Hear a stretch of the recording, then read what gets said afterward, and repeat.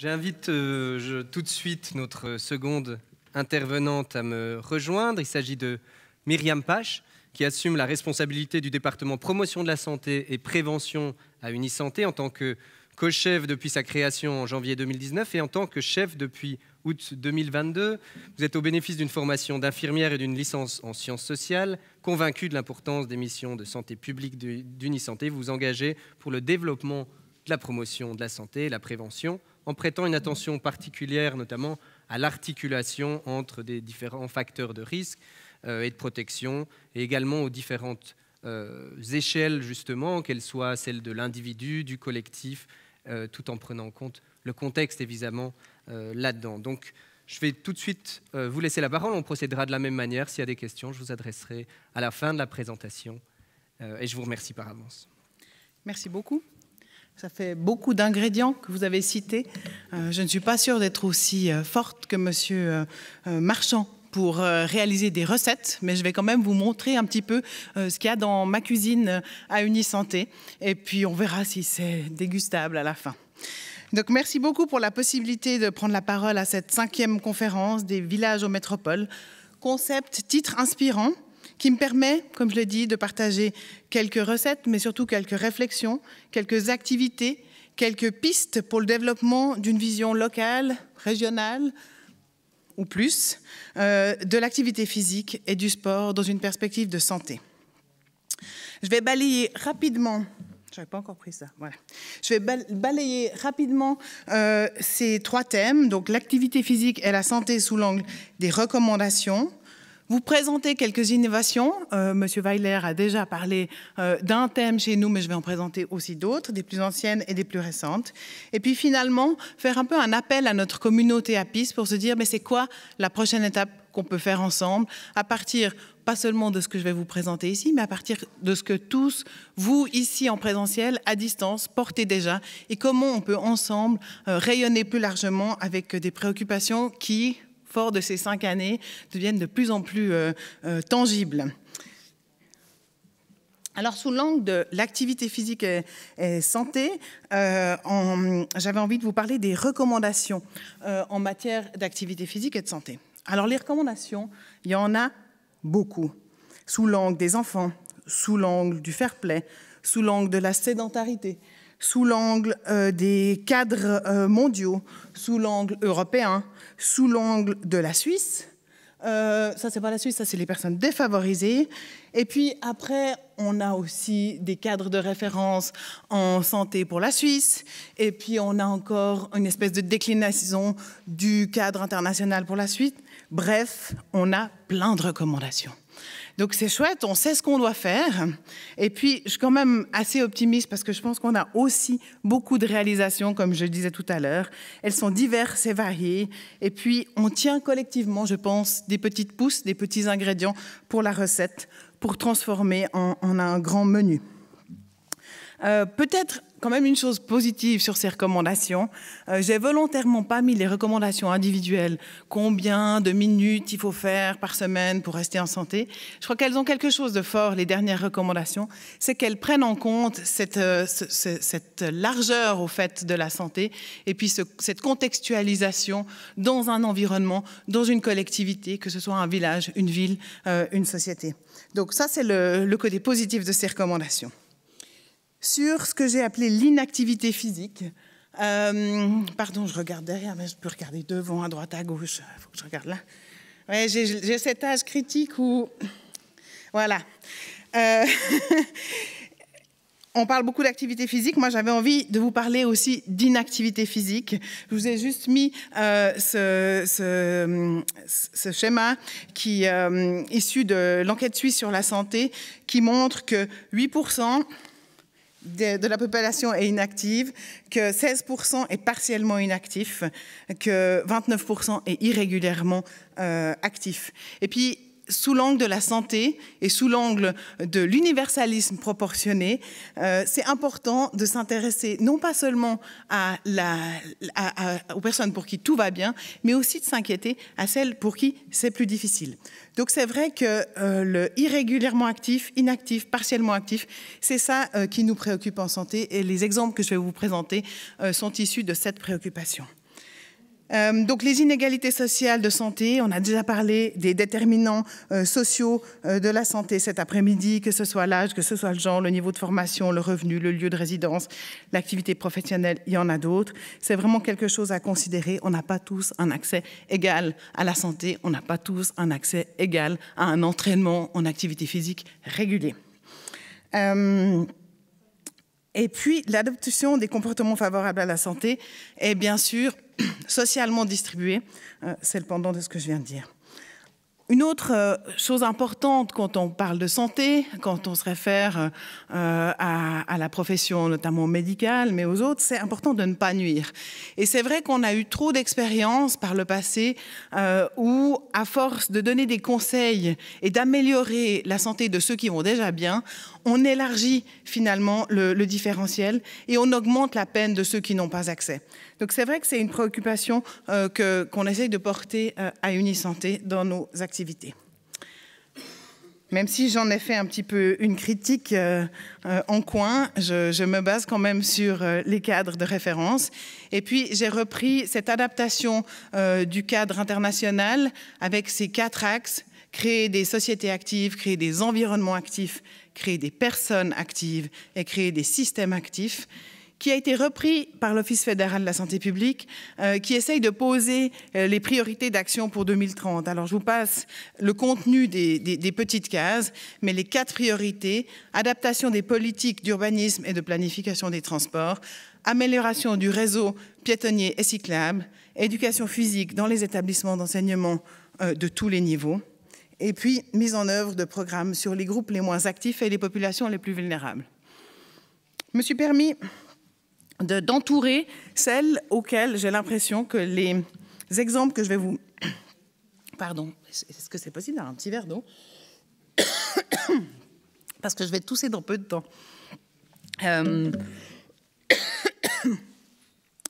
Donc j'avais envie de vous présenter des exemples qui correspondent à ces 2 points. Je me calme et tout va bien. Et l'exemple de vous dire comment on va passer à l'action. Donc j'arrive au moment des réalisations, des défis et des perspectives. Au niveau des personnes, au niveau des sociétés et au niveau de l'environnement. Donc un programme, le premier, qui s'appelle Adispo, que certains et certaines d'entre vous, je vois que je fais rire jusqu'au fond de la salle, certains et certaines d'entre vous connaissent peut-être, qui existe depuis presque une dizaine d'années, mais où on s'est intéressé finalement à des enfants qui ont une certaine vulnérabilité dans le système, parce que c'est des enfants qui sont surpoids, mais qui ne sont pas obèses. Donc ils ne sont pas considérés, merci beaucoup,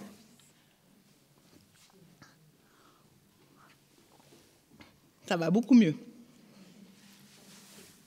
Je n'ai pas d'accident, c'est mieux ou pas. Donc ils ne sont pas considérés dans un cadre thérapeutique. Là, il n'y a pas de remboursement pour un accompagnement. Et puis, cependant, ils ont, par rapport à l'activité physique, une faible appétence pour le mouvement, et puis aussi un fort sentiment à la fois de ne pas être comme les autres, peut-être, d'être jugé, et puis pas tellement de plaisir à pratiquer l'activité physique.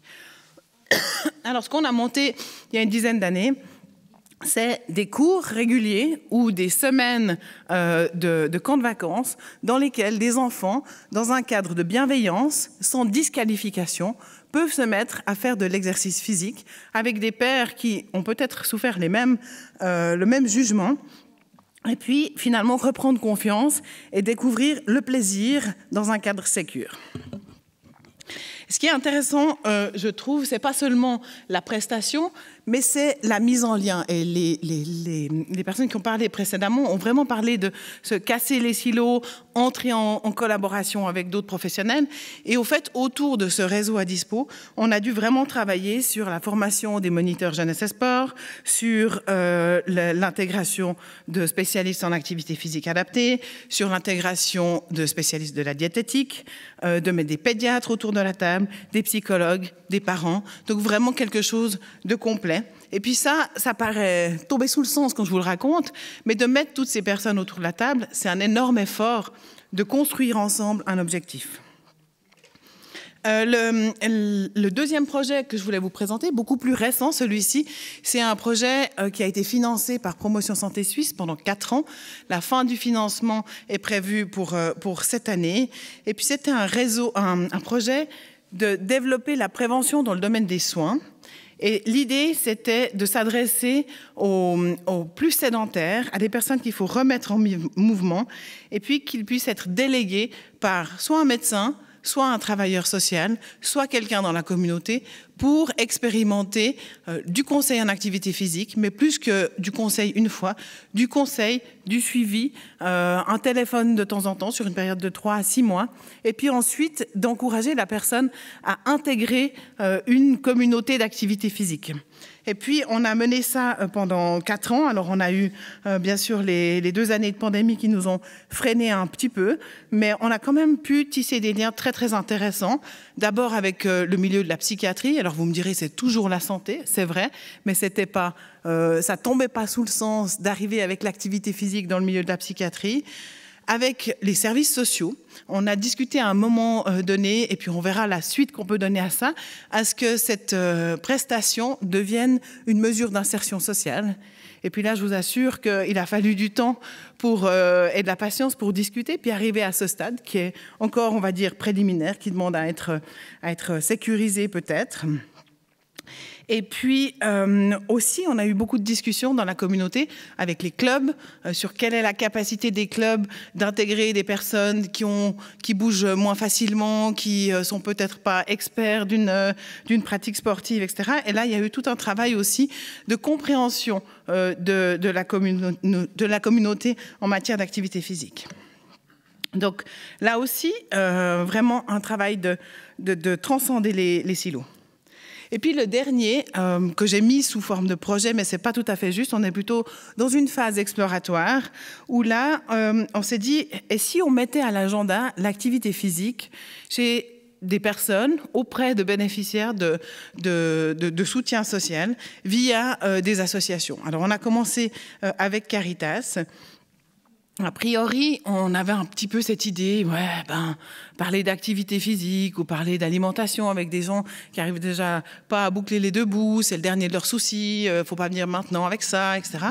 Et puis, vraiment de manière très, très modeste, calme, lente, en construisant le réseau, on a réussi à travailler un peu avec les encadrants et puis finalement vers les bénéficiaires avec des éléments tout simple. Chez Caritas, ça a débouché sur un parcours de marche aux alentours de Caritas et puis sur une petite information, sensibilisation avec 3 messages principaux. Et puis tout ça pour dire que aller croiser nos regards avec d'autres politiques, d'autres acteurs des politiques publiques, ça prend du temps, mais c'est parfois, on touche parfois juste.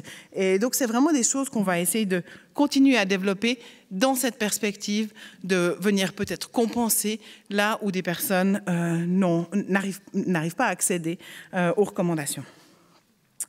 Donc là, c'était sur le plan individuel.